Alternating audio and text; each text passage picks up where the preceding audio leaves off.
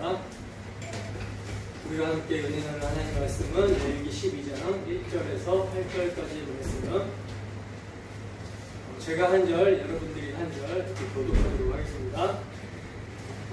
여호와께서 모세에게 말씀하여 이르시되 이스라엘 자손에게 말하여 이르라. 여인이 임신하여 남자를 낳으며 그는 200 동안 부정하리니 곧 어리게 할 때와 같이 부정할 것이며 8째 날에는 그 아이의 포피를 맬 것이요 그 여인은 아직도 33일을 지내야 사내에게 깨끗하리니 성결하게 되는 자연이 자기 전에는 성소를 만지지도 말며 성소에 들어가지도 말 것이며 여자를 낳으며 그는 두 이레 동안 부정하리니 월경할 때와 같을 것이며 사녀리 깨끗하게 되면 66일을 지내야 하리라. 아들이나 딸이나 정결하게 되는 기한이 차면 그 여인은 번제를 위하여 1년 된 어린 양을 가져가고 형제를 위하여 90일을 지키나 30일을 행하는 부정한 회로 가져갈 것이요 제사장은 그것을 여호와 앞에 들여서 그 여인을 위하여 속죄할지니 그리하면 산혈이 깨끗하리라. 이는 아들이나 딸을 생산한 여인에게 대한 규례니라. 그 여인이 어린 양을 바치기에 힘이 미치지 못하면 30일이 두마리나 70일이 새끼 두마리를 가져다가 하나는 번제물로 하나는 속죄제물로 삶을 것이요 제사장은 그를 위하여 속죄할지니 그가 정결하리라. 아멘. 산모의 정결 규례에 담긴 복음, 산모의 정결 규례에 담긴 복음이라는 제목으로 하나님 말씀 증거하도록 하겠습니다. 우리는 지난 시간에 정한 것과 부정한 것, 그리고 먹을 수 있는 것과 먹지 말아야 할 것들에 대한 규례를 통해서 그것이 의미하는 바가 무엇인지를 자세히 살펴봤었습니다. 이스라엘 백성들은 이러한 분별과 거룩의 규례를 통해서 자신들이 하나님으로부터 구별된 백성이 되었다라는 사실을 인식해야 했었죠. 그리고 그들은요, 이러한 분별과 거룩의 규례를 통해서 이렇게 자신들이 하나님으로부터 구별된 거룩한 백성이 될 수 있었던 것은 오직 번제단의 불이 의미하고 있는 정결한 짐승의 희생, 즉 유월절 어린 양의 피로 가능하였다라는 사실을 언제나 기억하고 하나님의 은혜에 감사하는 삶을 살아야 했던 거예요. 그래서 이스라엘 백성들은요, 음식을 구별하여 먹을 때마다 정결한 짐승이 나를 대신해 죽었기 때문에 내가 하나님의 용서의 대상이 되며 하나님 앞에서 구별된 거룩한 백성이 되었구나라는 사실을 이렇게 인식해야 했었던 것입니다. 그러니까 이들의 삶 자체가 제사였던 거예요. 제사. 그리고 이러한 분별과 거룩의 규례는 무엇을 가리키는 예표라고 말씀을 드렸죠? 무엇을 가리키는 예표였습니까? 그리스도 안과 그리스도 밖이라는 것을 가리키는 예표다라고 말씀을 드렸었죠. 그러니까 우리 주 예수 그리스도 안에서 그의 피를 믿는 믿음으로 우리는 이 세대를 분별하며 살아가야 된다는 거예요. 이것이 거룩이라는 것입니다. 어떻게 한 주도 성령의 인도하신 가운데 우리 주 예수 그리스도 안에서 그의 피를 믿는 믿음으로 이 시대를 분별하지 않고 하나님의 선하시고 기뻐하시고 온전한 뜻이 무엇인지를 분별하며 사셨습니까? 땅의 지체를 죽이고 그리스도와 함께 못 박였다 여기고 그리스도와 함께 감춰진 생명 위의 것을 찾는 삶을 사셨습니까? 이 시간 주 성령께서 복음의 말씀을 통해 우리 안에 충만하게 역사해 주시기를 소원합니다. 그리하여 복음의 말씀을 들을 때 그 말씀이 이해가 되어지고 그 말씀을 들음으로 믿음이 견고해져서 오직 예수 그리스도의 대속의 피를 믿는 믿음 안에서 하나님의 거룩한 자녀로 복음에 합당한 구별된 삶을 감사함으로 살아내는 우리 모두가 되기를 주님의 이름으로 축원합니다. 여러분 11장부터 레위기 11장부터 15장까지의 문맥은요, 나답과 아비후가 번제단의 불이 아닌 다른 불을 담아 분향하다가 죽임을 당했을 때 하나님께서 아론과 그의 아들들에게 하신 말씀과 이렇게 연결이 되는 문맥이거든요. 그러니까 하나님께서 아론과 그의 아들들에게 회막, 즉 성소에 들어갈 때 포도주나 독주를 마시지 말아서 너희 죽음을 면하라 이렇게 말씀을 하시면서 그리하여야 너희가 거룩하고 속된 것을 분별하며 부정한 것과 정한 것을 분별하여 내가 모세에게 명한 모든 규례를 이스라엘 자손들에게 가르치리라 이렇게 말씀을 하셨잖아요. 그 이후에 15장까지요. 부정한 것과 정한 것의 분별 기준과 부정한 것이 정결하게 될 수 있는 정결 규례를 이스라엘 백성들에게 가르치는 문맥이라는 거예요. 그리하여 번제단의 불의 의미가 무엇인지를 잊지 않도록 지금 하시는 것입니다. 따라서 이러한 문맥을 고려하면서 오늘 본문을 보시면요. 오늘 본문 또한 아이를 낳은 여인의 정결 규례를 통해서 번제단의 불의 의미가 무엇인지를 상기시키고 있고 가르치고 있다는 사실을 알 수가 있다는 것입니다. 그렇다면 하나님께서 이를 통해 어떻게 번제단의 불의 의미, 즉 예수 그리스도의 대속의 피 흘려 주심의 사랑을 계시하고 있는가 이를 살펴보도록 하겠습니다. 우선 본문의 내용을 우리가 신약의 빛으로 해석하기 이전에 그 내용부터 조금 살펴보면요. 오늘 본문은 아이를 낳은 여자의 정결 예식에 관한 규례를 자세하게 말씀하고 있는 것을 보게 되는데 임신한 여자가 사내 아이를 낳았을 때 또는 여자 아이를 낳았을 때 지켜야 되는 정결 의식에 관한 규례를 말씀을 하고 있어요. 우선 임신한 여인이 아들을 낳으면 몇 일 동안 부정하다라고 말씀을 하고 있습니까? 1회 동안, 7일 동안 부정하다라고 말씀을 하고 있고요. 그리고 남자 아이를 낳으면 8일째 되는 날 뭘 하라 그러죠? 아이에게 할례를 행하라 이렇게 말씀을 하고 계시죠. 그리고 남자 아이를 낳은 산모는 33일이 지나야 사녀리 깨끗하게 된다라고 말씀을 하고 있어요. 그리고 여자 아이를 낳으면 며칠이 부정하다라고 합니까? 14일 동안 부정하다라고 말씀을 하고 있고요. 그리고 여자 아이를 낳은 산모는 66일이 지나야 그 사녀리 깨끗하게 된다라고 말씀을 합니다. 그리고 중요한 것은요, 산모의 사녀리 깨끗하게 되기 전까지는요, 성물을 만져서도 안 되고 성소에 들어가서도 안 된다라고 말씀을 하고 있어요. 그러니까 죽은 것처럼 폭작하지 말라는 것이죠. 그리고 그렇게 아이를 낳은 산모가 정결하게 되는 기간이 사내 아이를 출산한 경우는 40일이고 여자 아이를 출산한 경우는 80일인데 이제 이 기간이 차면 뭘 해야 된다라고 말씀을 하고 있습니까? 번제를 위하여 1년 된 어린 양을 취하고 속죄제를 위하여 집비둘기 새끼나 산비둘기를 취하여 드리라 이렇게 말씀을 하고 있죠. 그런데 번제 양을 드릴 형편이 안 되는 가난한 자는요, 산비둘기나 집비둘기 새끼 2마리를 가지고 와서 각각 번제물과 속죄제물로 드리라고 말씀을 합니다. 그러니까 예외가 없는 거예요. 무조건 이거는 드려야 된다는 것입니다. 그래서 이것을 이제 제사장에게 가져가면 속죄가 되고 사녀리 깨끗하게 된다라고 말씀을 하고 있는 거예요. 여기까지가 오늘 본문의 내용입니다. 여러분, 우리는 이러한 말씀을 보게 될 때 굉장히 생소하지 않습니까?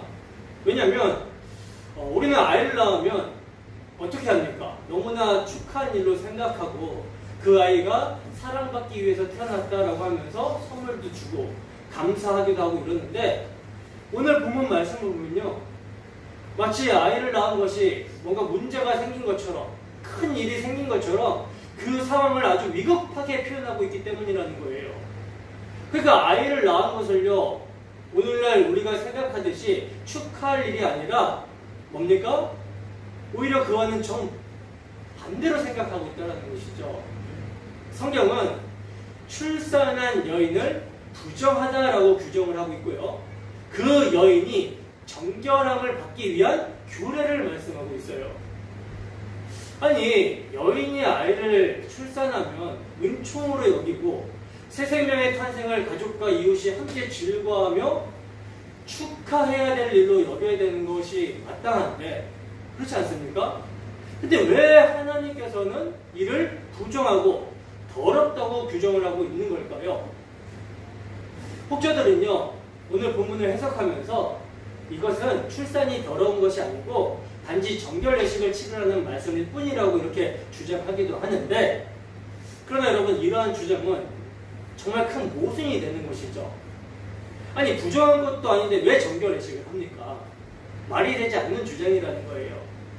그러니까 누가 뭐라고 해도 지금 하나님의 관점에서 볼 때는요, 출산은 뭡니까? 부정하고 더러운 것입니다. 그렇기 때문에 번제와 속죄를 드려서 정결하게 해야 된다라고 말씀을 하고 있는 거예요. 그렇다면 왜 하나님께서는 출산이 부정하고 더러운 것이라고 말씀하고 있는가? 하나님께서 인간의 출산을 부정하게 보시는 것은요, 죄인이 또 다른 죄인을 낳았기 때문입니다.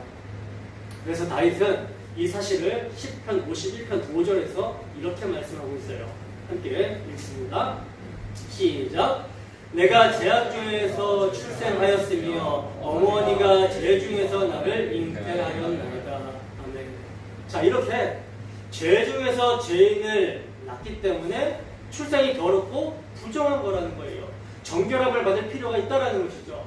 그렇다면 왜 이렇게 사람의 출산이 부정하고 더러운 것이 되어버렸습니까? 여러분, 하나님께서 본래부터 출산을 부정하고 더럽게 보신 것은 아니었었죠. 본래부터 출산을 더럽거나 부정하게 보지 않으셨다라는 거예요. 왜냐하면 하나님은 천지를 창조하신 후에 물고기와 새들도 생육하고 번성하라고 말씀을 하셨고요. 땅에 기는 짐승도 여호와 보시기에 좋았다라 말씀을 하고 있고, 사람을 만드시고도 생육하고 번성하여 땅에 충만하라고 말씀하셨어요. 그리고 사람을 창조하신 후에 보시기에 심히 좋았다라고 말씀을 하셨습니다. 근데 왜 인간의 출생을, 인간의 번성을 월경과 같이 부정하다라고 하는 것입니까? 그것은요, 첫사람 아담에서 모든 사람이 죄를 범하여 죄의 삭신, 사망이 들어왔기 때문이에요. 첫사람 아담이 뱀, 사탄의 유혹에 넘어가 먹으면 반드시 죽으리라고 한 선악을 알게 하는 나무의 열매를 어떤 마음으로 먹습니까? 스스로 하나님처럼 되고자, 하나님처럼 선과 악의 판단의 주체가 되고자 따먹어 버리는 반역의 죄를 지었고, 이로 말미암아 먹으면 반드시 죽이리라 하신 대로 하나님과의 교제가 단절이 되었어요. 그리고 너는 흙이니 흙으로 돌아가라고 하신 대로 흙으로 돌아가게 되는 죽음이 찾아오게 된 것입니다. 흙으로 돌아가는 과정 가운데 수고와 슬픔과 질고를 당하면서 흙으로 돌아가게 되는 그런 죽음이 찾아오게 된 거라는 거예요. 그리고 여기서 그치는 것이 아니라 그 죽음 이후에 뭐가 있습니까? 심판이 있다라고 말씀을 하고 있죠.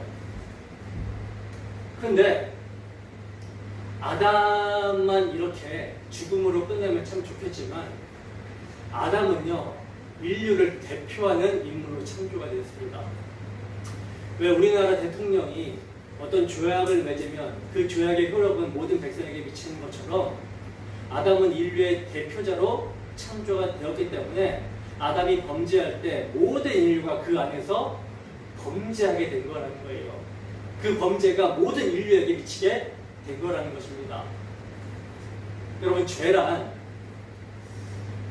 무엇입니까?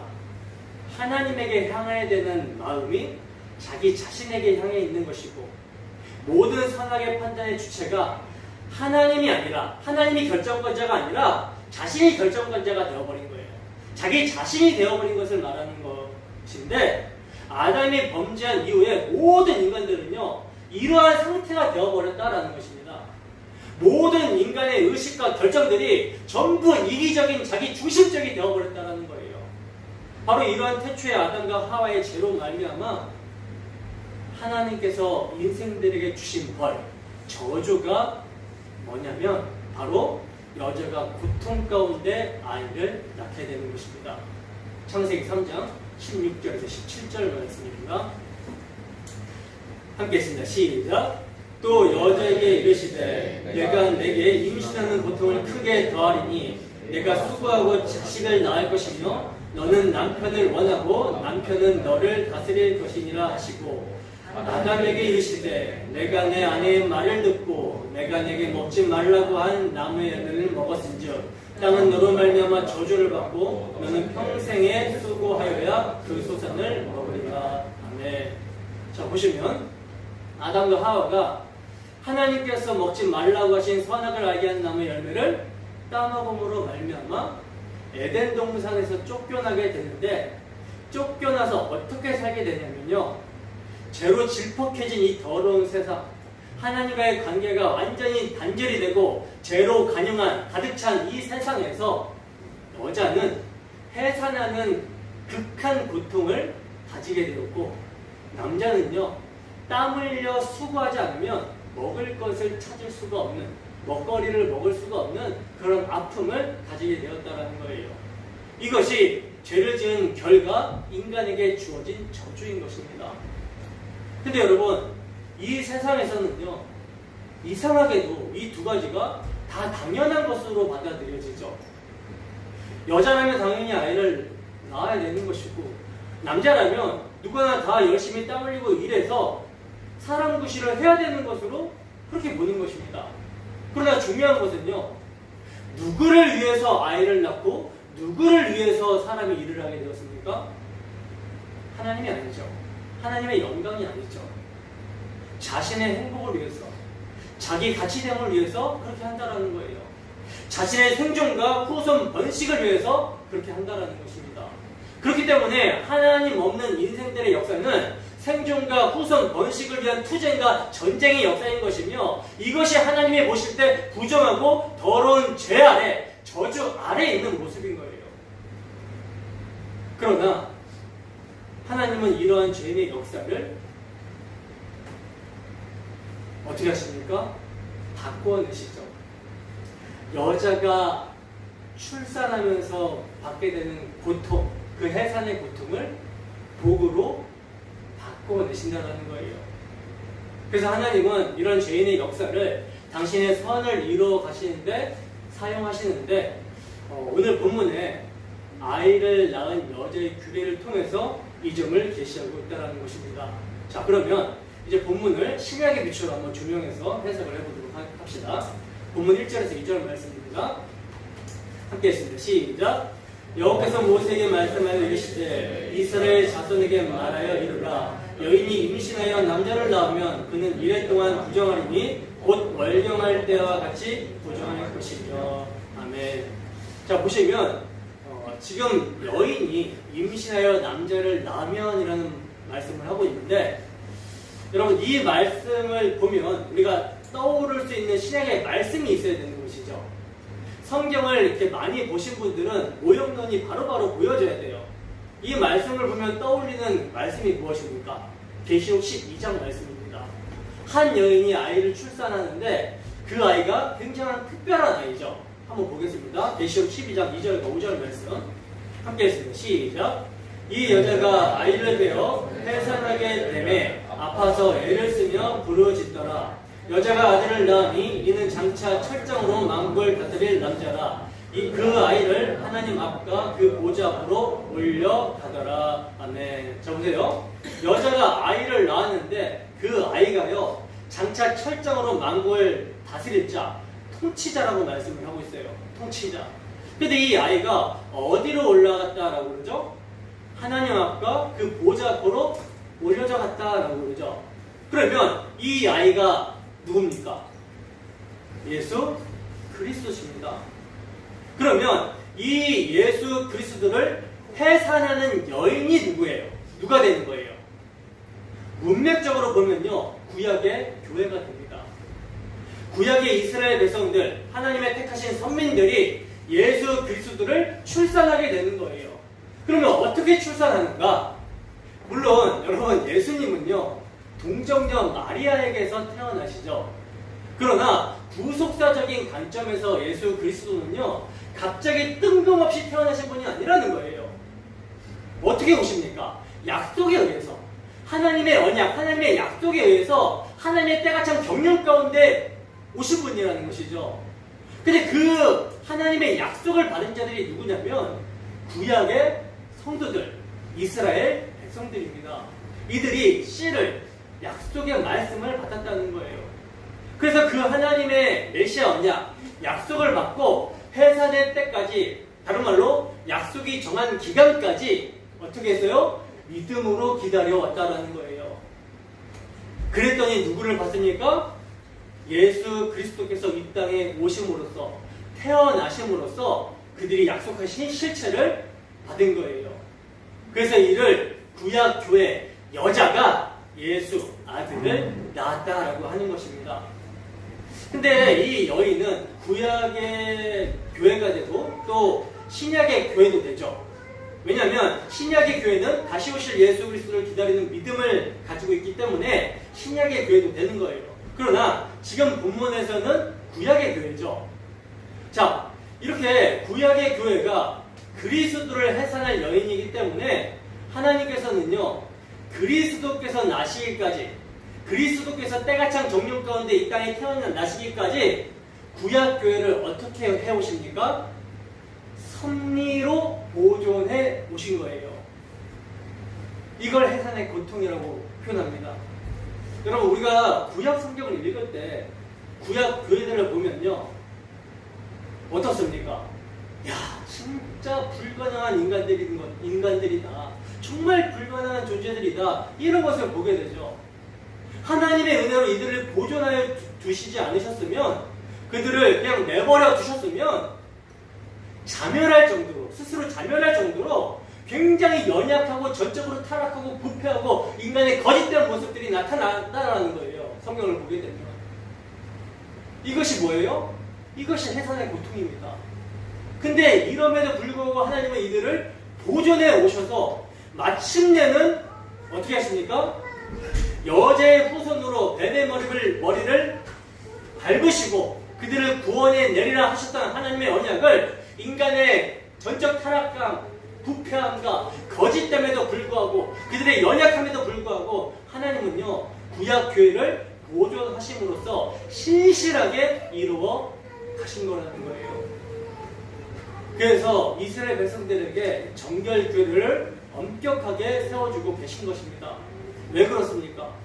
여자의 후손으로 하나님의 아들이 오셔서 택하신 백성들을 그들의 죄에서 구원해 내셔야 되는데, 하나님의 백성들이 정결하지 않으면, 구별되고 거룩하지 않으면 여자의 후손이 오실 길이 막히게 되죠.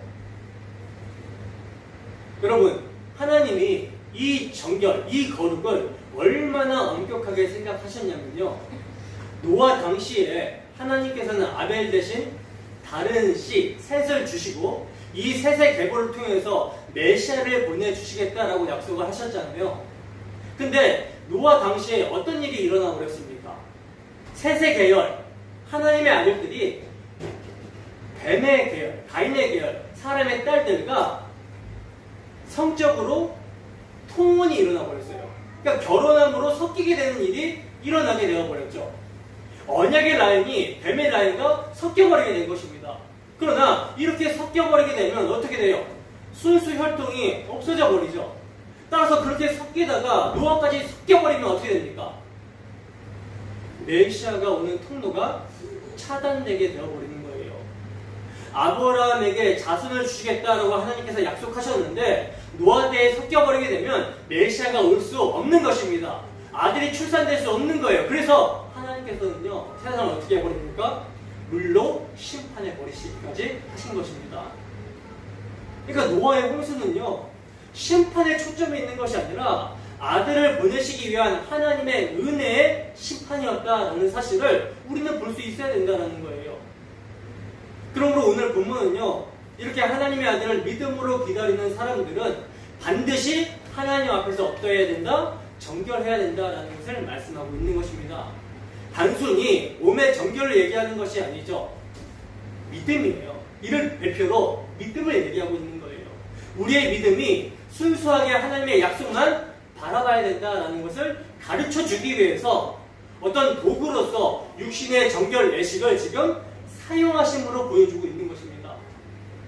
여러분, 이스라엘 백성들은요, 단순한 민족이 아니에요. 물론 뭐 어느 민족하고 다 똑같은 민족이긴 하나 그들이 왜 특별한 존재가 되냐면 하나님께서 그들을 택하여 주셨기 때문에 그렇습니다. 선민이라고 하죠. 선민. 즉 하나님이 이스라엘을 택하셔서 선택하셔서 자기 백성 삼아 주셨기 때문에 그들이 특별합니다. 그들은요 하나님과 언약 관계에 놓여 있는 하나님의 백성이기 때문에 그리고 그들을 통해서 여자의 후손이 오셔야 되기 때문에 그들의 정결함이 매우 중요하다는 거예요. 따라서 언약 관계에 놓인 하나님의 백성이기 때문에 그래서 이 언약 관계에 놓였다라는 것을 나타내기 위해서 오늘의 신약 교회에게 복음을 계시하기 위해서 이러한 규례를 말씀해주고 있는 거예요. 본문 3절 보겠습니다. 함께 했습니다. 시작. 여덟째 날에는 그 아이의 포피를 벨 것이고 아멘. 자 보세요. 포피를 베라 이렇게 말씀을 하고 있는데 이 포피를 베라는 뜻은 뭡니까? 지금 할례를 행하라는 말씀인 것이죠. 하나님의 백성이라는 것을 나타내는 증표, 언약 백성이라는 증표가 바로 할례입니다. 할례는요 인간 스스로는 거룩하신 하나님의 백성이 될 가능성이 전혀 없다라는 것을 포피를 베는 것을 통해서 보여주는 것을 말씀하고 있는 거예요. 창세기 17장에 보면 하나님께서 아브라함에게 너희 중 남자는 다 할례를 받으라. 이것이 나와 너희와 너희 후손 사이에 지킬 내 언약이니라. 이렇게 말씀을 하셨거든요. 이 할례는 하나님께서 이 할례를 세워주실 때 아브라함이 하나님의 언약을 불신하고 자신의 힘으로 하나님을 돕겠다고 애굽 여자 하갈을 취해서 이스마엘을 낳아버린 뒤에 13년이라는 시간이 흐른 뒤에 하나님께서 아브라함에게 나타나셔서 세워주신 언약의 증표가 할례인데 하나님께서는요 아브라함에게 나는 전능한 하나님이니 너는 내 앞에서 완전하라 라고 말씀하시면서 할례 언약을 세워주셨어요. 그러니까 하나님이 당신의 약속을 이루신다는 것을 믿지 못하고 자신이 뭔가 하나님의 일에 도움이 되고 보탬이 되고자 이스마엘을 낳아버린 아브라함의 혈과 육을 부인시키고 너는 내 앞에서 완전하게 되려면 내 언약을 믿어야 돼 라는 의미로서 할례가 주어지는 거예요. 이 표정으로 주신 것이 할례입니다. 따라서 할례는 인간의 전적 타락과 전적 부패에 대한 확증이며 인간 생식 근원을 차단하고 하나님의 씨로 당신의 언약을 성취하실 거라는 사실에 대한 믿음의 요구인 거예요. 그러니까 참 안식을 성취하러 오실 그리스도는 인간의 가능성을 배제하고 오직 하나님의 은혜로만 주어진다라는 것을 할례로서 보여주고 있는 것이죠. 그래서 신약의 바울 사도는 빌립보서 3장 3절에서 뭐라고 말씀하고 있냐면 하나님의 성령으로 봉사하며 그리스도 예수로 자랑하고 육체를 신뢰하지 아니하는 우리가 곧 할례하다라고 이렇게 말을 했던 것입니다. 그러므로 할례받은 백성들은 언약의 백성이고 이 언약의 백성들의 특징은요 뭐겠습니까? 우리가 하는 것은 아무것도 없습니다. 오직 하나님의 말씀만 믿고 따라갈 뿐입니다 라고 하는 자들인 거예요. 이들이 그리스도인인 것이죠. 이스라엘 백성들이 그러해야 했고 그리스도인인 우리가 그러해야 하는 것입니다. 그래서 우리는요 이름을 그리스도의 사람, 그리스도인이라고 하는 거예요. 이것은 우리의 정체성과 동시에 이름입니다. 그러니까 하나님 보실 때 우리 한 사람 한 사람 개인의 이름은 삭제되고 우리를 보실 때 그리스도인이라는 이름과 정체성으로 보신다는 거예요. 따라서 그리스도 안에 있으면 우리의 이름은 어떻게 되는 것입니까? 삭제가 되는 것입니다. 오직 뭐만 있어요? 예수의 이름만 우리에게 있을 뿐이라는 거예요. 그러면 그리스도인이라는 정체성과 이름을 받은 자들은 누구로 삽니까? 예수로 사는 것이죠. 오늘날 이 정체성을 망각해버리니까 예수 그리스도의 이름과 그 영광을 망각해버리니까 그리스도인이라고 하는 자들이 예수를 믿는다고 하는 자들이 세상 사람들과 똑같이 살아버리는 일이 나타나게 되는 거예요. 그럼 여러분, 예수로 산다라는 것은 뭐예요? 예수로 산다라는 것은 뭡니까? 예수께서 우리 안에 행하시는 능력으로 사는 것을 말하는 것이죠. 내가 예수라는 말은 아니에요. 내가 내 안에 있는 예수로 산다라는 말인 것입니다. 즉 이스라엘 백성들이 받았던 할례는요, 지금 우리로 말하면 세례이고요. 세례의 영적 실체는 뭐냐면 십자가예요. 십자가. 그 예수 그리스도께서 십자가에서 피 흘리실 때 그 십자가에 내가 예수와 함께 죽고 내 정가의 탐심을 십자가에 못 박았고, 그 주가 부활하실 때 우리가 함께 그와 부활했기 때문에 우리는 주님과 더불어 사는 것이지 우리의 힘으로 사는 자들이 아니라는 뜻입니다. 그러므로 이렇게 예수와 함께 사는 자, 하나님의 말씀으로만, 하나님만 의지해서 사는 자들은 반드시 뭐가 필요하냐? 하나님에 대한 올바른 신앙, 정결함이 필요하다라는 것을 가르쳐주기 위해서 정결 규례를 주시고 있는 것입니다. 따라서 정결 규례는 뭘 예표하여 가리키는 것입니까? 복음을 예표하여 가리키는 것이라는 것을 우리가 유추해 볼 수 있는 것이죠. 그러므로 아이를 낳은 여인에 대한 정결 규례는요, 동떨어진 말씀이 아니라 언약 백성들에게 주어진 규례이며, 철장으로 만국을 다스릴 남자 아이를 해산할 여인에게 주어진 정결 규례인 복음임을 유념해야 되는 거예요. 본문 4절 말씀 보겠습니다. 함께 했습니다. 시작. 그 여인은 아직도 33일을 지내야 사년이 깨끗하리니 정결하게 되는 기한이 차기 전에는 성물을 만지지도 말며 성소에 들어가지도 말 것이며. 아멘. 자 보세요. 남자 아이를 낳으면 2절에서 말씀한 7일과 또 33일을 지금 부정하다라고 하고 있는데, 이것을 더하면 그 기간이 며칠이에요? 40일이 되는 것이죠. 여러분, 구속사 맥락에서 40이라는 숫자는요, 굉장히 중요합니다. 제가 많이 말씀을 드렸는데, 여러분 40이라는 숫자를 생각하면, 떠올리면 무엇이 그 연상이 됩니까? 광야죠. 광야.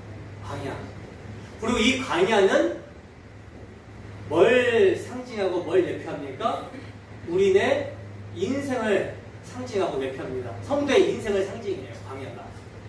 따라서 우리 성도의 인생, 광야 40이라는 숫자는요, 타락한 죄인이 통과해야 될 시련과 훈련의 기간, 즉 양육 기간이라고 할 수 있는 거예요.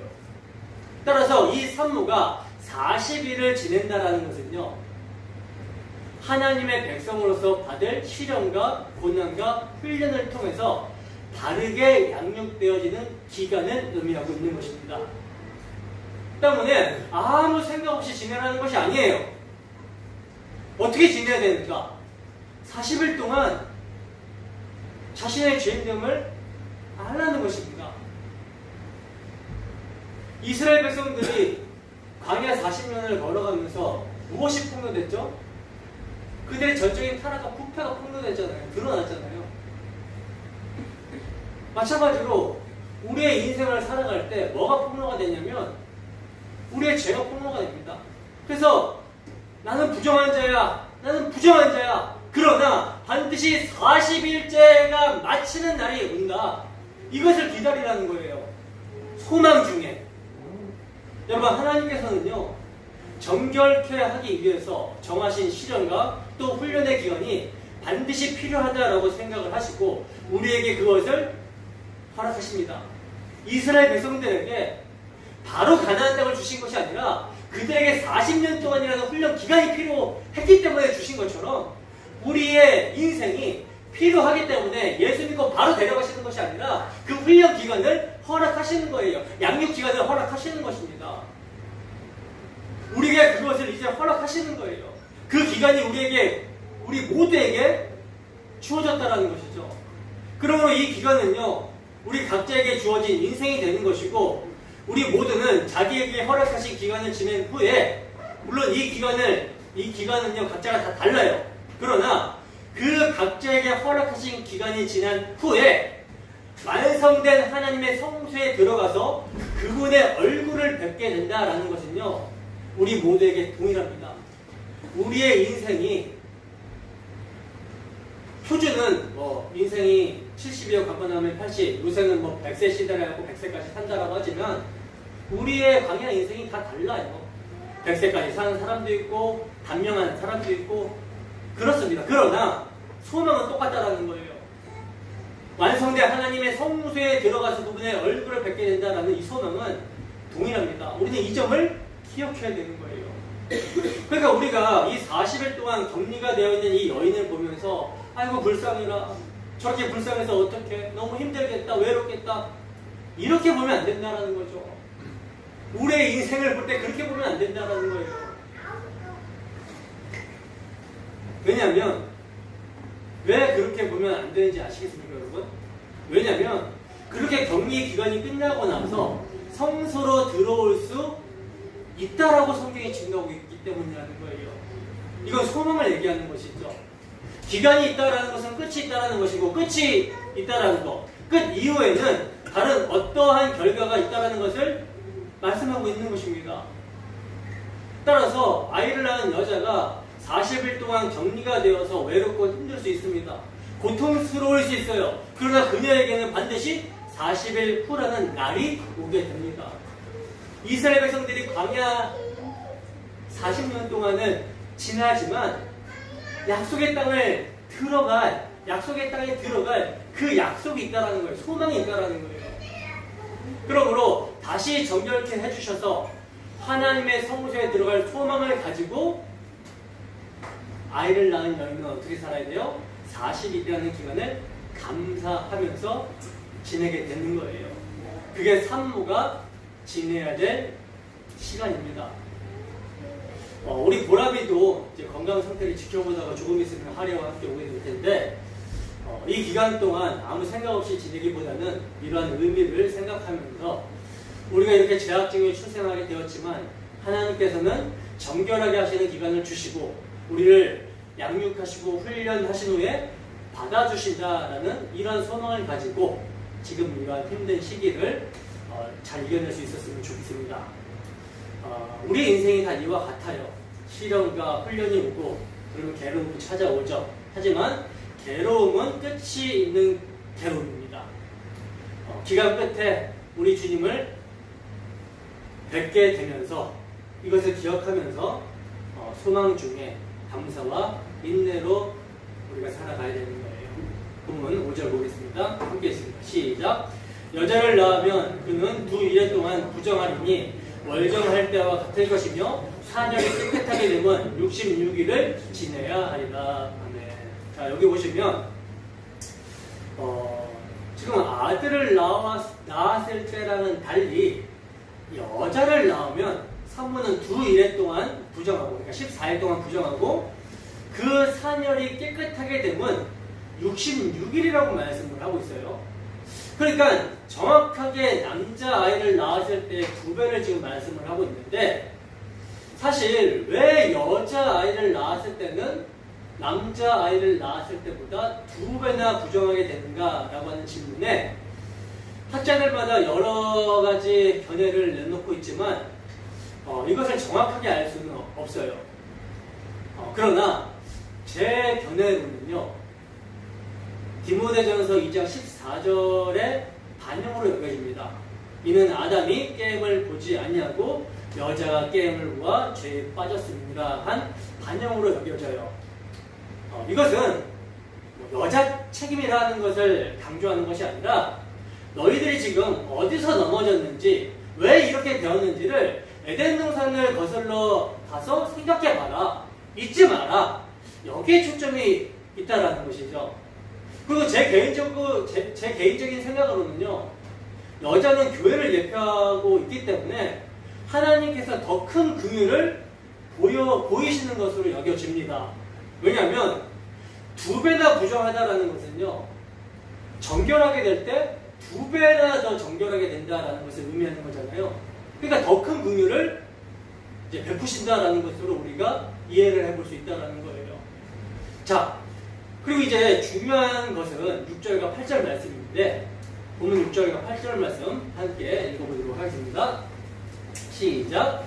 아들이나 딸이나 정결하게 되는 기한이 차면 그 여인은 번제를 위하여 1년 된 어린 양을 가져가고 속죄제를 위하여 집비둘기 새끼나 상비둘기를 회막문 제사장에게로 가져갈 것이요 그 여인은 어린 양을 바치기에 힘이 미치지 못하면 산비둘기 2마리나 집비둘기 새끼 2마리를 가져다가 하나는 번제물로 하나는 속죄제물로 삼을 것이요 제사장은 그를 위하여 속죄할지니 그가 정결하리라. 아멘. 자, 보세요.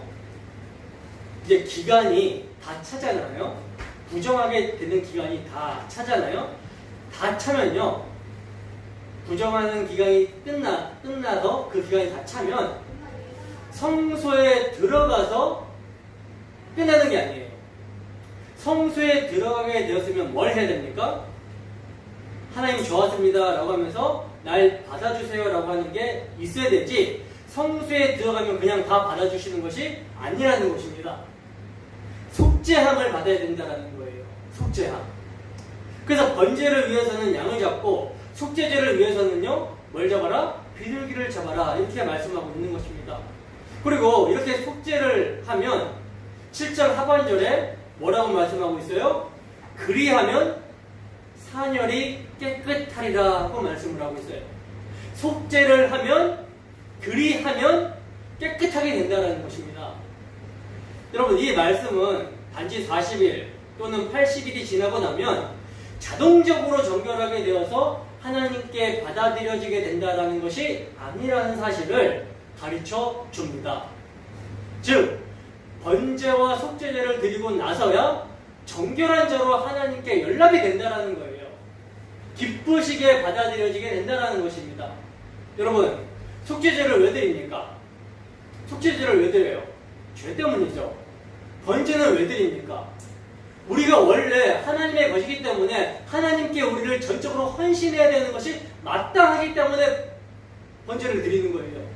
그러면 이렇게 양이나 잡고 비둘기를 잡으면 죄가 사함을 받게 되고 하나님께 헌신되어지는 것입니까? 이것은요, 예표예요. 예표. 우리가 앞에서 살펴본 것처럼 속죄제는 뭘 예표하고 있었습니까? 예수 그리스도께서 십자가에서 우리의 죄를 대속하여 피 흘리심으로, 영문 밖에 버려지심으로 우리의 죄가 사함을 받아 정결한 자로 하나님의 자녀가 되었다라는 것을 나타내고요.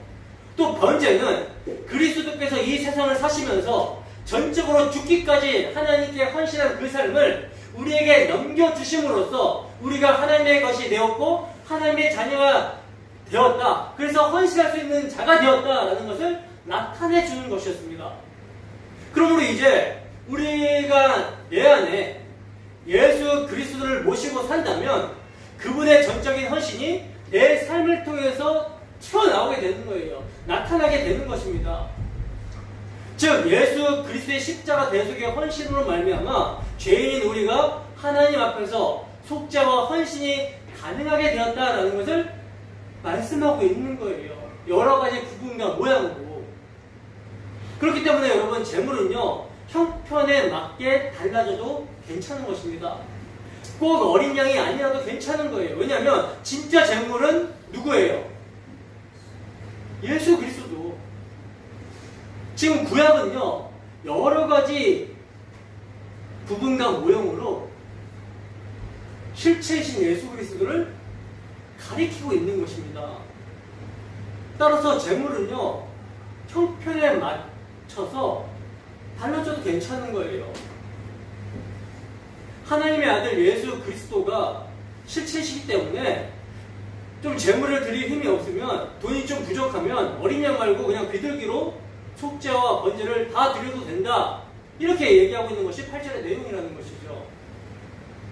그러니까 하나님께서는요, 오늘 본문을 통해서 인간은 누구나 아담아에서 전적으로 타락한 자로서 잿덩어리다라는 상태를 나타내 보이시고 계시는 거예요. 전적으로 타락해서 그냥 잿덩어리 안에 씻고 찾아봐도, 이렇게 찾아봐도 뭐만 나와요? 계속 찾는데 죄만 나오는 것이죠. 뭐 다른 것이 없을까 이렇게 계속 찾아보는데 계속 죄만 나와요. 죄로 만들어진 잿덩어리이기 때문에 그것을 죄인이 죄를 낳아도 죄가 된다라고 말씀하고 있는 것이며, 그래서 뭘 받아야 된다? 하나님의 아들을 상징하는 예물을 통해서, 희생 제물을 통해서 정결함을 받아야 될 필요가 있다라고 말씀하고 있는 것입니다. 여러분, 아이가 출생하는 것이 얼마나 기쁜 일입니까? 그러나 그 아이도 죄 가운데 원죄 아래에서 태어난다는 거예요. 그러므로 아이도 죄악 중에 출생한다는 것을 나타내고 있는 것이고, 그것은 뭐가 전제가 돼요? 내가 온통 잿덩어리였다라는 것을 가르쳐주고 있는 것입니다. 그러므로 정결함을 받을 필요가 있고 정결케 하는 제물이 반드시 필요하다. 그런데 그 제물이 양이나 염소, 비둘기 이런 것들로 하는 것이 아니라 하나님의 유일하신 아들로 해주셨다. 하나님의 유일하신 아들, 독생자 예수 그리스도로 해주셨다라는 그 하나님의 사랑을 나타내 주시기 위해서 우리의 죄인됨을 드러내고 있는 것입니다. 욥기서 14장 4절 말씀 보겠습니다. 함께 했습니다. 시작. 누가 깨끗한 것을 더러운 것 가운데서 낼 수 있으리까? 하나도 없나이다. 아멘. 여러분, 누가 깨끗한 것을 더러운 곳에서 꺼낼 수가 있겠습니까? 사람들은요, 밖에서 안으로 들어가는 것이 사람을 더럽게 한다라고 생각을 하기 때문에 밖의 것에 대해서 계속 관심을 갖습니다. 저건 더러운 거야, 이건 좋은 거야, 이걸 넣으면 난 깨끗해지고 저게 들어오면, 저게 묻으면 난 더러워져. 온통 생각이 어디에 있어요? 밖에 있어요. 이러이러한 환경이 있으면 나는 불행해질 것이고, 이러이러한 환경이 되면 나는 복된 것이고, 다 관심이 어디? 밖에 있습니다. 그러나 예수님은 뭐라고 말씀하십니까? 성경은 뭐라고 그래요? 사람의 속에서 나오는 것이 부정하다, 더럽다라고 말씀하고 있는 것입니다. 그러므로 관심을 어디에 가지라는 거예요? 내 안을 살펴봐라, 이렇게 말씀을 하시는 것이죠. 그래서 안을 살펴봤더니 뭐밖에 없어요? 죄밖에 없어요. 이때 뭐가 간절해지는 것입니까? 내 안을 살펴봤더니 내게서 선한 것이 하나도 없어. 공고한 자가 돼요. 탄식이 터져나와요. 이때 무엇이 간절할까요? 이 죄를 해결하러 오신 그리스도가 간절해지는 것입니다. 바로 이 점을요, 산모가 아이를 낳았을 때도 보여주시면서, 자, 이거 부정하니까 빨리 속죄자와 번제를 드려야 돼 라고 친절하게 가르쳐주고 계시는 거예요. 따라서 우리 그리스도인들은요, 외부의 것에 신경 쓰는 것이 아니라 내 마음에 무엇이 들어가 있는 것을 끊임없이 주시해야 되는 것이며, 이러한 우리의 죄를 영단번에 정결하게 하시고 다시 정치하시고 깨끗하게 하시는 예수의 피를 의지해야 되는 것입니다. 고린도전서 15장 22절 말씀입니다. 함께 했습니다. 시작. 아담 안에서 모든 사람이 죽은 것 같이 그리스도 안에서 모든 사람이 삶을 얻으리라. 아멘. 여러분, 아담의 후손은 누구나 죄악 중에서 출생하며 죄로 말미암아 죽습니다. 이것은요, 하나님께서 한번 정한 것이기 때문에 변치 않는 진리라는 거예요. 그러나 하나님의 지혜는 이것으로 끝나는 것이 아니라 그리스도께서 자기 백성의 죄를 담당하시고자 십자가에 죽으심으로 그 백성은 정결하게 되는 놀라운 사건을 계시해주고 있는 거예요. 바로 하나님께서 정결 예식을 명하신 이유가 여기에 있는 것입니다. 우리는 비록 죄인으로 태어난 더러운 자이지만 정결 예식, 예수님이 십자가에서 대속의 피를 흘리시는 일을 통해 깨끗하게 된다라는 것을 알려주시려고 하는 것이고, 이를 늘 망각하지 말라고 살라는 거예요. 여러분, 이것이 복음입니다. 이것이 산모의 규례에 담긴, 산모의 정결 규례에 담긴 복음입니다. 이게 하나님의 사랑이라는 거예요. 여러분, 하나님은요, 시시한 이 땅의 것들이 아니라 새해지고 썩어질 이 세상의 것들이 아니라, 이 썩어질 육체를 치장할 것들을 주는 것이 아니라 아들을 통해 하늘의 것, 영생을 주신다는 것입니다. 그렇다면 오늘날 지금 이러한 율법을 지켜야 되는 것입니까? 오늘날도 산모나 한 달이나 2달 동안 교회에 나오지를 못하고 나오면 반드시 예물을 드려야 되는 것입니까? 또 사내 아이를 낳았을 경우 반드시 8일째 되는 날 할례를 해야 되는 것입니까? 아니죠. 결코 아니죠. 설교 시간마다 강조를 합니다만 이미 율법은 우리 주 예수 그리스도께서 모두 다 십자가에 이기셨습니다. 그러면 우리는 어떻게 해야 합니까? 모든 율법을 다 십자가 저속의 피로 이루신 예수 그리스도를 믿으면 되는 거예요. 그의 피를 의지하면 되는 것입니다. 이제는 우리가 율법의 조문에 얽매일 필요가 없는 것입니다. 예수님을 믿고 이러한 넘치는 은혜와 사랑에 감사하면서 살아가는 것, 우리에게 영생을 주시는 하나님께 고마워하며 살아가는 것, 이것이 성도의 모습이라는 거예요. 따라서 한 주도 주 성령의 인도하심 가운데 우리를 정결하게 하시기 위해 십자가 인생의 피로 다 이루신 예수 그리스도, 오직 그분에게 소망을 두고 살아가는 우리 모두가 되기를 주님의 이름으로 축원합니다. 기도하겠습니다.